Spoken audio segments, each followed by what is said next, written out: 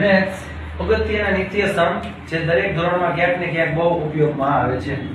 પેલું a + b નો વર્ગ a² + 2ab + b².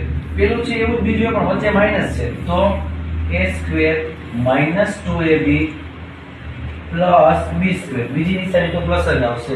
ત્રીજું a + b અને a - b હોય તો a² - b².